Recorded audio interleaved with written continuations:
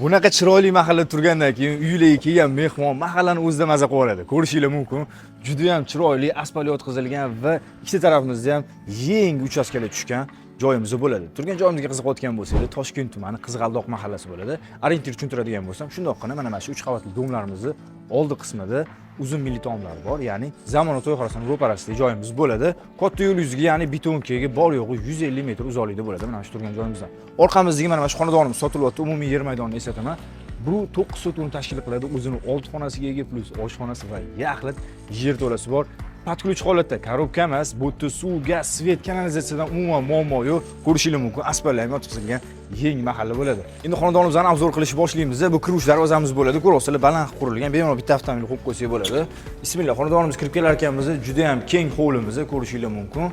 Patkulich holatda bo'lib turibdi. Hovlilari ham, ya'ni interyeri, eksteryerlari hammasi 100% holatda bitirilgan. Asosiy eshikdan kirdik. O'ng tarafimizda yozgi oshxona, ya'ni qozon o'choqlari qilingan. Yon qismida bo'lsa umumiy hojatxona joylashgan bo'ladi, hovliga qaragan. Va yashil zonalarimizni ko'rishingiz mumkin.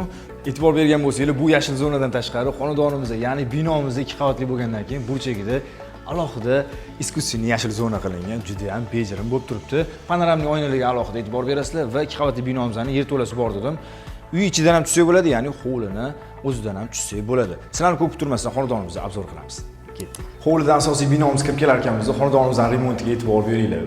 Bu yerda yevro remont qilingan, aboylar emas, hammasi atachentradan foydalanilgan. Bu yerda mehmon kutib bo'ladigan katta hovlimiz joylashgan. Bu burchagida o'zini kartinkalari ilingan. O'zi remont ranglariga e'tibor berayotgan bo'lsanglar, tabiiy yashil ham, bag'at yashildan foydalanilgan ekan. Bu yoq burchagimizda ham shu venetsiyankani shunaqa rangdan chiqarib qo'yishdi. Televizor qo'yadigan zonamiz bo'ladi. Xonadonimizning xonalariga to'xtalamiz. Asosiy eshikdan kirdik. Chap taraf bilan yuradigan bo'lsak, oshxonamiz joylashgan, kompaktli qilingan, mebellari ham kompaktli qilib chiqarib qo'yilgan, xolodilnik qo'yishlariga ham alohida joylari qilib qo'yilgan va xonadonimizning ko'rishdan davom etamiz. Bu tarafdan yana hol bo'ladigan bo'lsa, zinapoyamizni ko'rasizlar, ikkinchi qavatga chiqamiz va yer to'laga tushsak bo'ladi. Eng zo'r tarafi xonadonimizning yer to'lasi yaxlit mana shu binomiz tegi bo'ladi. Hamma katingning, ya'ni xonadonimizning yuragi ham o'sha yerda joylashgan bo'ladi. Xonadonimizga hovlida aytganimdek, podvaldan ham chiqsak bo'ladi hovlisiga. Endi bo'lsa navbatdagi ko'radigan joyimiz o'ng tarafdan umumiy hojatxona va yuvinish xonamiz. Shuni yon qismidan bo'lsa, kattalar uchun mo'ljallangan yotoqxonamiz bo'ladi. Ko'rasizlar, juda ham chiroyli qilib qo'yishibdi. Endi xonadonimizning birinchi qavatida mehmonxona qidirayotgan bo'lsangiz, bu yoqda joylashgan bo'ladi. Kelinglar, ko'rsataman. Hozirgi paytda juda ham trendga chiqyapti. Kakao rangchisi ham bo'ladi. Bu yerda ham tilla yurg'izilgan liniyalari bor. Mehmonxonani bildirish uchun mana patologdan ko'rishingiz mumkin, o'zini alohida bejirim gullari ganchkorlik bilan chiqarilgan. Mana bu yoqda xuddi shunaqa dekorativni gullarimiz mana shu burchagimizda joylashgan bo'ladi. O'zini alohida kartinkalari ilingan. Bu tarafdan bo'lsa, bu eshigimiz orqasida tabiiy yorug'lik va havo aylanish uchun eshik qoldirilgan, ya'ni orqa hovlimiz bo'ladi. Endi sizlar bilan ikkinchi qavatga ko'ramiz. Ikkinchi qavatga chiqib kelamiz. Mana shu zinapoyamizni o'zida ko'rayotgan bo'lsanglar, mana katta bayqli dekorativni zona qilib qo'yishibdi. Xullas, juda ham rangi ko'zi charchatmaydigan ekan, shunisi yoqdi. Oq ranglardan ham chiroyli kolaboratsiya qilishgan. Endi xonalarga to'xtaladigan bo'lsak, zinapoyadan chiqdik, chap tarafdagi ko'radigan xonamiz bu yerda ham mehmonxona o'rnida foydalansak bo'ladi.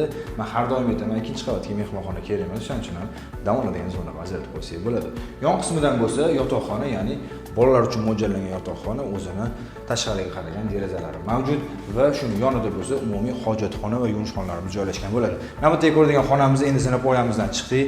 Bu yoqdan yana bitta bolalar yotoqxonasi, menga oynasi yoqdi, burchagiga chiroyli panoramli oyna tushirilgan ekan. Endi oxirgi ko'radigan xonamiz bu yoqda joylashgan bo'ladi. Kelinglar.